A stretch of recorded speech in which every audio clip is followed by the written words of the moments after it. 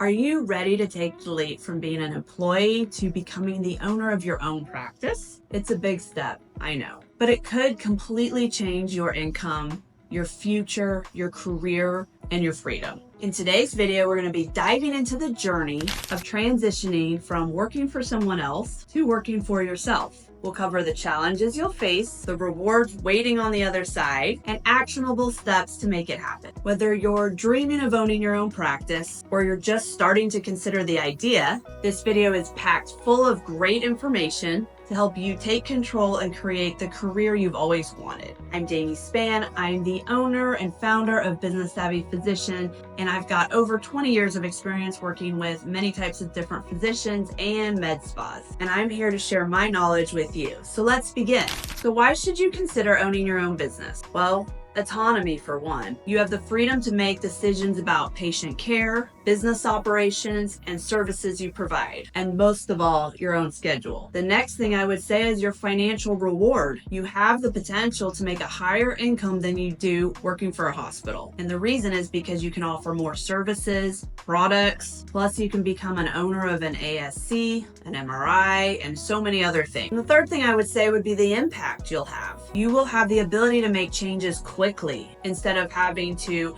run them through the chain of command. Plus, you'll be creating your own legacy and establishing your own personal brand. So let's talk about what challenges you're going to have in this transition. Obviously, it's a financial risk. You're either going to need to get funding from a bank, funding from another person, or possibly fund it yourself. Your fear of lack of business knowledge, right? You weren't taught any kind of business most likely in your medical school or your residency program. You might even have the fear of failure. I mean, no one likes to fail, and especially not doctors who are used to being the best of the best. You had to be to get into med school, right? So let's think about what's the learning curve to overcome this. The learning curve is hard to say because everyone is so different due to their specialty, their location, their experience. It's also hard to give an exact number because once you start growing, your practice is going to change as well. So if I had to give a number, I would say give yourself a year. Be patient with yourself and plan on pivoting a lot because you're going to learn a lot in a year and you're just going to take time to figure it out. So let's talk about how you can maybe make starting a practice easier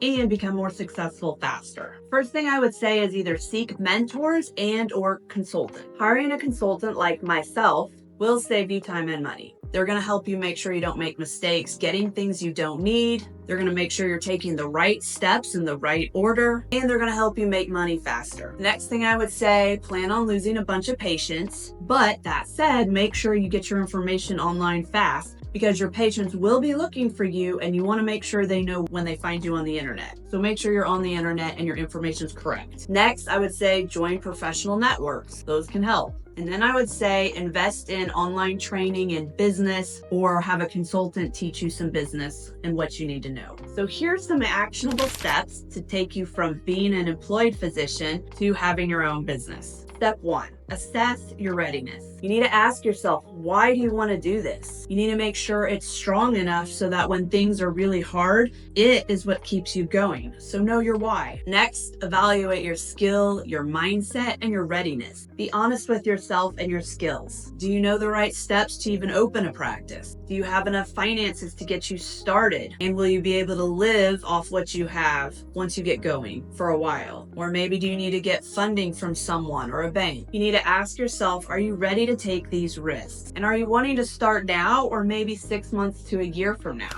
So step 2 is going to be building a financial plan. I suggest saving $50,000 at least. That's going to go towards deposits, retainers, and other expenses. But this is only if you're planning to get funding from a bank or a third party. Then I'd explore some loan options or partnerships. I suggest working with banks who work with a lot of healthcare professionals. Sometimes they offer specials to the healthcare professionals. And I'd also work with a bank who's good and is used to working when doing a lot of SBA loans. If I had to say how much you're going to need to start a practice, I'm going to tell you that it just depends. If you're a primary care physician and you found a location that's pretty move-in ready, then you may only need about $150,000 to start a practice. But if you need to fix things up or you're doing a build out, it's going to cost more. Or if you're a specialist and you want to have maybe a procedure room, and then you're going to need some large equipment like, a C-arm or giant x-ray or whatever, I'm thinking it's probably going to cost closer to $400,000. All this to say, having a good business plan is going to help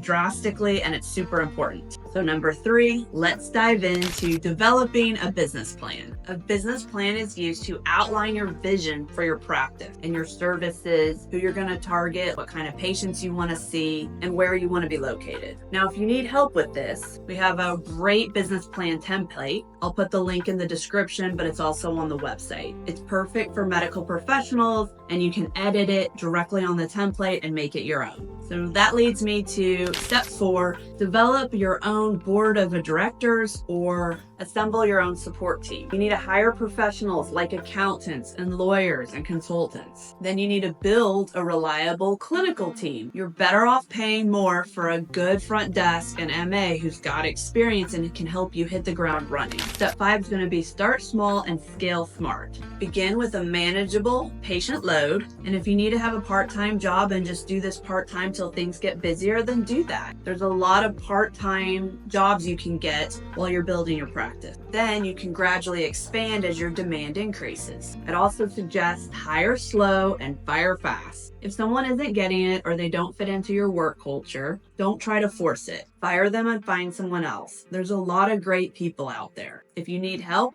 hire a recruiting service like ours. We can even help guide you in the right direction and help you figure out what you need to hire and who. So in summary, the potential rewards of owning your own practice are that you are in charge of your own schedule, including when you want to take off. You have the potential to earn a lot more money, and you can run the practice how you want to run it, including offering services and procedures that you want to offer. Now, the process of actually running a practice is not easy, but depending on what your goals are, it's going to be worth it. And remember, hire people to help you. Hire people who know what they're doing and can make things go a lot faster and smoother. And overall, make your life easier. Now, if you're interested in resources that can help you open your practice faster, I have a checklist and a business plan template that you can purchase directly on my website, and you can edit it right there. I also have a video library with great tips, as well as many videos on YouTube. I'm also working on a course that will have lots of advice and resources for physicians wanting to start their own practice.